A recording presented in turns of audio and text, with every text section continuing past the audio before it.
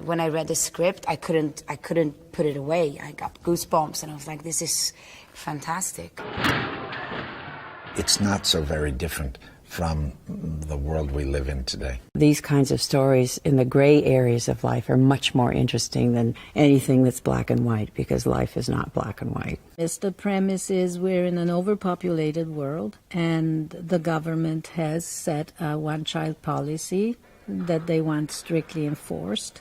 7 sisters, 7 identical sisters, surviving as one in a world where siblings are not allowed. And the grandfather actually raises them. We must work collectively. And because they're 7, he names them each one day of the week. And our story evolves until Monday night. Monday does not come home.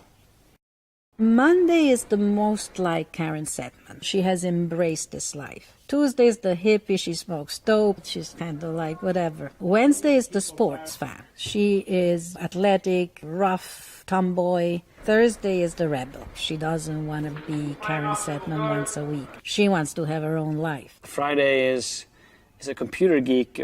She has very bad social skills. Saturday, of course, she never goes to work. She's always the one who has to take clients out for drinks or meet them in a social setting. And Sunday is the mother of them all. She's the one that cooks dinner and takes care of them. Willem Dafoe plays the role of Terence, who's the grandfather of the character that Yumi plays. And he is their guardian. He's the one that raises them and teaches them about the world and how to survive. It's an interesting character because he's a man that you're not quite sure where he fits into the world or where he comes from, but he's obviously given everything up to take care and nurture and teach these 7 children. Plainclothes plays Nicolette Kamen, who is the leader of the Child Education Bureau, the boss, the person who runs it all. And I think she is a person who believes strongly in what she does, and I think she's right about the world in so many ways.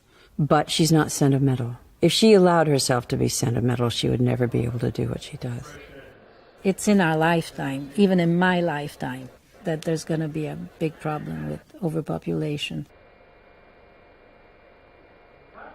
Every shot that involves all the sisters, that involves duplication, is different often, and we have different techniques for different shots, and we use all different. We use face replacement, we use split screens, we use static cameras, we use the doubles. We have actresses that are we had hired in to portray the siblings from behind in certain shots and in the background for certain shots. It's really tough because usually in a conventional movie you cheat all the time with the lighting, with the camera angles, but here we cannot, because once we lock the camera and we place the lighting, it has to be like that for the whole sequence, mostly.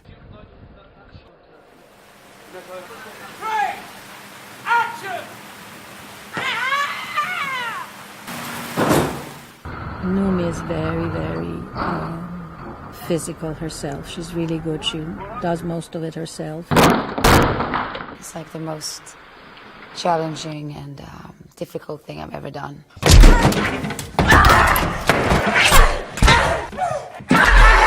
We've only done one real fight scene with her, but that was a big one, and it involved all of the sisters that she's playing except one. You know, suddenly like 5 sisters could beat the hell out of 3 guys. And so it was trying to keep it realistic in that respect. One, action!